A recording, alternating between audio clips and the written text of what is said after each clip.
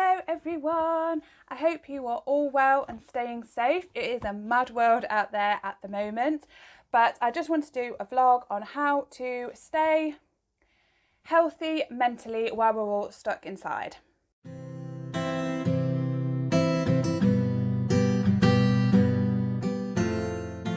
Now, I know a lot of people who come to this channel already have mental health illnesses like myself.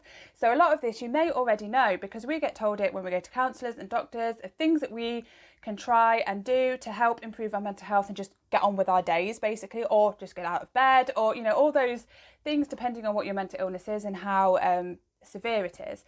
But there's a lot of people at the moment who are going through anxiety and stress who wouldn't normally be going through that because of everything around the coronavirus, the fact that they're stuck inside, they're worried about relatives and friends or themselves, or they're worried about their job because it is really uncertain at the moment, and obviously we don't know what's going to happen, so we're just having to kind of live day by day. But a lot of people are obviously struggling with this. Other stresses and things that people have got, obviously a lot of people are working from home, so you might be working at home with your partner and you don't normally work from home, so you haven't really got a space and you have to negotiate that and each other and each other's jobs and the difference between them and stuff and what you've got to do when and where you've got to be, all that kind of thing, even though it's just in your house. And also a lot of people are homeschooling as well, and if you're trying to work from home and you're homeschooling, I can imagine that's not very much fun. So a quick rundown of what we can do here in the UK. Obviously different countries are going to have different rules, and obviously depending on your health, so if you're over the 70 bracket or you have underlying health problems, then this is going to differ. So this, for someone who doesn't have underlying health problems and is young, this is what I can do. So all our shops and businesses are closed apart from essential ones such as supermarkets, pharmacies and the post office. You have to work at home unless you really can't. So at the moment, construction workers are still working because obviously they can't build a house or whatever it is they do at home. So they are still working at the moment, but that may change. All schools are closed, libraries are closed, gyms are closed, leisure centres are closed, everything like that is closed. You're allowed outside for 1 hour exercise a day, whether that's a run, a cycle, a walk or whatever. So me and John are splitting it because we're having our exercise 1 hour separately as we're at home together all the time anyway at the moment, because John is working from home and I'm not working because I work in a shop and that is closed. So he's taking Molly out because obviously we've got a dog, she needs walking while we can do it as much as possible. So she usually has 2 walks in a day, and we're still managing to do that because John is walking her in the morning for his hour exercise and I'm walking it in the afternoon for my hour exercise. And and we're having to keep at least 2 meters apart, which is 6.5 feet away from anyone else. Some people are better at this than others, to be honest, but most people I find are being much more cautious and mindful and keeping away from each other. So all these things that I'm going to do are going to be around our restrictions in the UK, but I realise in other countries such as Spain and Italy, they have a lot more restriction on them at the moment, and in other places like America, they have less. Number 1, get out of bed. That sounds a really obvious thing, but it's not, because when you're out of routine, you're working from home or you're not working at all, you're like, well, what's the point of me getting out of bed? I don't need to. If you've got mental health problems, getting out of bed, the motivation and getting on with the day is really, really difficult. I struggle with this quite a lot myself, especially if you've barely slept in the night and you just feel so drained and your body just feels so heavy. And it's like, oh my God. And especially now when people aren't at work and stuff, it's like there isn't the same sort of need to be like, oh my God, I'm going to be late for work. That kind of propels you out of bed a bit more, and you haven't got that. So as you can see, I'm going nowhere today, but I've put my makeup on, I'm dressed and had a shower. Even if you don't do all of those things, even if it's just getting out of bed, changing your pyjamas and moving to the sofa, that's better than staying in bed. If it's just you have a shower at some point in your day, that's your aim, because that quite often, my mental health is my one aim, then that is great. Have that shower and get back in your gym jams or whatever. But the thing is to try and keep as much normality as possible. So if you don't have mental health problems already, still get up, get dressed like you would for work, have your shower, put your makeup on, do your hair, and even if it's just sitting at your desk, you're not doing it for everyone else, you're doing it for yourself, you're doing it for your mental health. It doesn't matter if it's only you that's going to see you or you and your partner or whatever. It is worth it. It helps so much ease that sort of lethargy and stuff that you can get with staying at home all the time, and really can improve your mental health.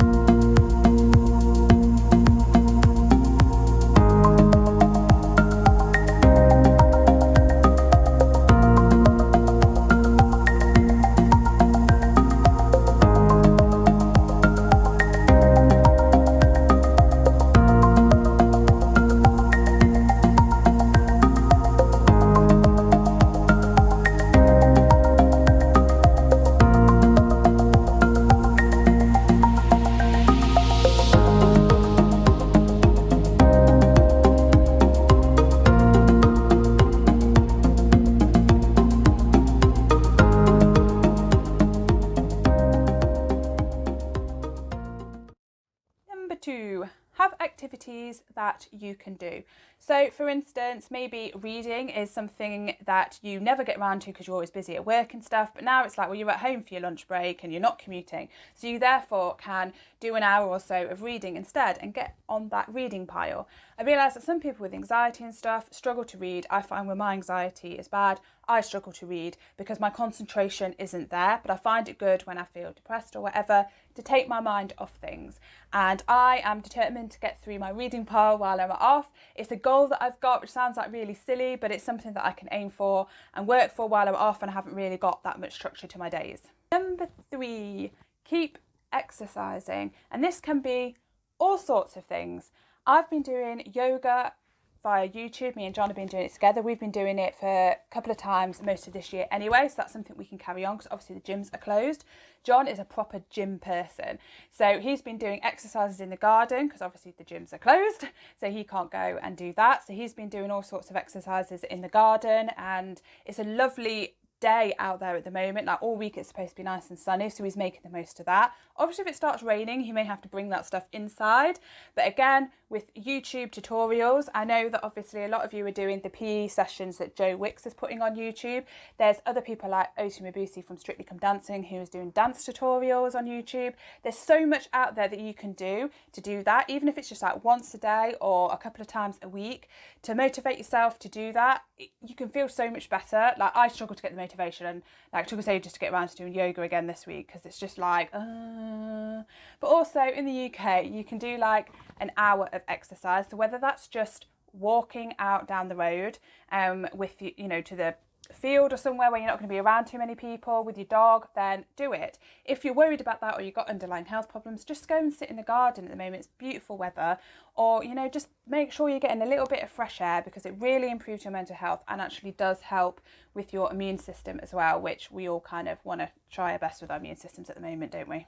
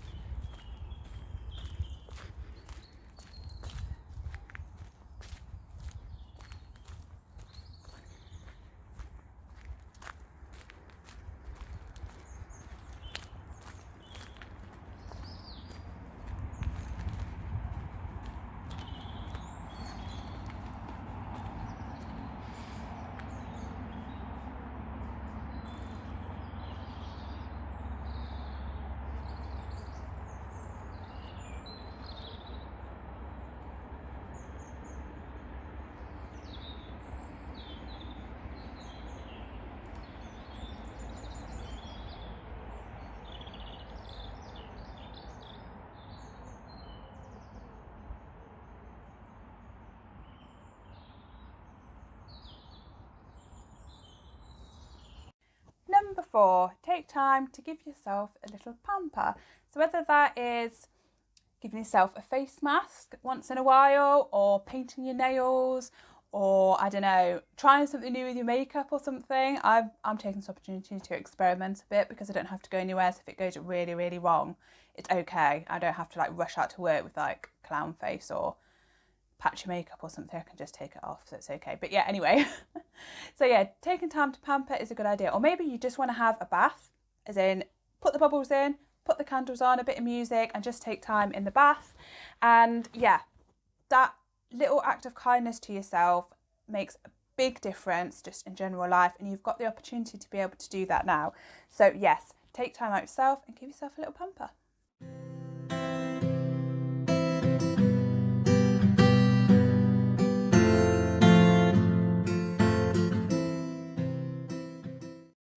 Number 5. By the way, these numbers might be all over the place because I keep forgetting what number I'm actually on. Cleaning. Now, I'm no Mrs. Hinch, but I know that a lot of people find cleaning really good for their anxiety because it's a distraction and you feel like you are achieving something, because you are, even if it's only for 5 minutes until someone else messes it up. But you know, you're achieving something. And I don't like cleaning, you know, but I do like the way the house looks afterwards. And at the moment, it's extra important because of the virus and the way that it spreads to keep clean. Of course, with us being more inside, it's just you and whoever you live with that are getting the virus, and you're not even going outside to pass it on to anyone else. But still, it's nice to have a good, clean working space. If you're working from home or your kids are schooling, it's good to have a nice place to tidy. Maybe that can be part of your routine with your kids at school, is to actually do a bit of cleaning, tidy up their own mess and things like that, because I think it really helps unclutter your mind and focus on something else, even if you're only doing a little bit each day because you're struggling with the motivation to do it, or with your mental health, you're just struggling with sort of getting moving and the lethargy. I try and do a bit each day because I struggle, as I've said before, with the feeling of exhaustion and stuff like that, and the lack of sleep, that I would struggle to clean the whole house in one day, that I get part of the way and then be like, I can't do this anymore. I'd just be so exhausted and tired. So some days it's better than others, and when I feel quite well, I might do the whole house because I'm like, I don't feel all lethargic today, I've had a good night's sleep for once in my life, I'm going to just do the whole house. But most of the time, like everyone else, I just do a bit every day because that's all the motivation I get, and I feel like the house is in a decent condition all the time.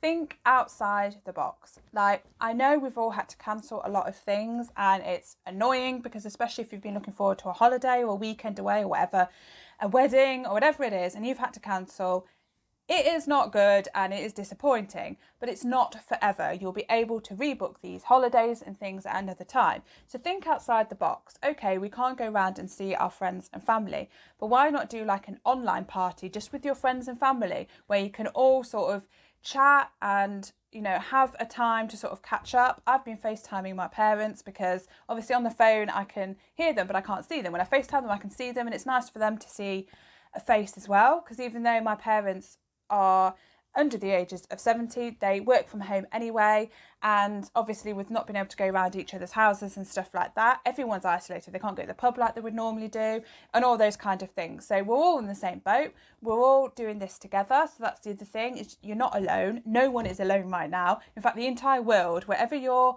gender you are, whatever religion you are, whatever colour your skin is, it doesn't matter. We're all in this boat together, so we stick together, and that is one of the things that you can do. Stop looking at the news and all the negativity all over social media. People they're panicking, and they like to put their panic and stress onto other people, and it doesn't help. It helps no one. It doesn't help them because the stress is still there, and it doesn't help the people who are reading it, who may have been feeling quite positive that day and now don't feel positive because they've basically stressed them out. So ignore all that social media as well. Forget about it. But there is a lot of people who are doing positive things for social media. I'm trying to keep my social media as positive as possible. I'm going to try and film more content now that I'm at home more, so that there's more things for people to look at and watch and distract themselves with. I'm also doing it on Instagram and things like that to try and keep positive for myself, because I want to go on social media and see other things too, things that are helpful and positive. Stop thinking about all the things we can't do. Try and think about the things that we can do. And if that means FaceTiming your friends and family to say hi, doing an online party where you can all join in games and things and have a chat at a specific time, think of things like that you can do. Think outside the box. There's loads of ideas for that everywhere as well on the internet and things, to do things that you can do from the safety of your own home. And yeah, so think outside the box. 7, and the final one, is crafting. Things like crafting, but also things like baking. So now that here in the UK people have mostly stopped panic buying, the panic buyers have now retreated into self-isolation and probably won't go out the step of their house. So the rest of us can actually get some food. And obviously we can order things online as well. Amazon are still active and things like that, eBay or whatever. Because the postmen obviously are leaving things at your door, knocking and then retreating to a safe distance, then this is something that you can do. Or maybe you were one of the panic buyers and you've now got lots and lots of food that you don't know what you're going to do with. So you can maybe bake with it, or as I said, craft. You just need some card and things like that. You might have all this already. Maybe you're a big fan of crafting, you like knitting or whatever. And taking time to do that now, especially as I said, when you're not doing things like commuting and you're there at home when you'd normally have your lunch break, take those breaks and do something for you, whether that's doing the pampering that I mentioned before, doing some crafting, doing some baking. It's something you can do on your own if you just want some headspace where you're like not with your partner or your kids or whatever, or it's something you could do with your partner or you could do with your kids as well. So, you know, there's lots of different things that you can do. There's loads of online tutorials on YouTube and things that you can follow if, like me, you're a bit of a novice at this. Me and John do baking with the Benels, which we're hoping to carry on doing over on Instagram, where we bake badly. But you can see that if you want to over on there. We're going to try and keep doing that as a bit of hilarity and light relief. And also we're thinking of doing some crafting as well together. Again, we'll be filming it on the Instagram TV probably rather than over here on the YouTube. So if you want to see that over here on the YouTube, I sound like I'm like 70 odd or something. Over here on YouTube. Oh God, what is wrong with me? I don't even know what day of the week it is anymore. Like, I don't know when my videos are going to be here because I don't know what's going on. Anyway, that is all the tips that I have or ideas that I've had to help with your mental health over the isolation period and all the uncertainty that's going on. If you have any other things that you find really useful, then please put them in the comments below, because I'd really like to look at them as well, because, you know, I can't think of everything. And finally, please follow your government's guidelines. If they say stay at home, stay at home. As much as humanly possible, because that's all we've got to do, you know. All of us want this to be over as soon as possible so we can get on with our lives, get back to our jobs, go on the holidays that we've booked and all those kind of things. And the only way that's going to happen is if we follow the advice from the government and the scientists to stay at home or do whatever it is they're telling you to do. So I think that is really important. It's not that difficult really, is it, to stay at home compared to some things that other generations have had to do and sacrifice for us. All we've got to do is stay away from other people and stay at home. We can do this, guys. We can do this. Anyway, that is Molly barking in the background because people are talking outside. I hope you enjoyed this video. If you did, please like and subscribe to my channel, and of course share so that other people can watch this video too and find their way to my channel. If you have any other ideas, please could you comment below, because I'd love to see them and I'd love to try other things as well. I can't think of everything, so, and also this video could be really long if I did sort of mention everything. So yeah, please feel free to comment below any other ideas that you have for us all, as we'll all find that useful. So anyway, thank you for watching and I'll see you again soon for the next vlog.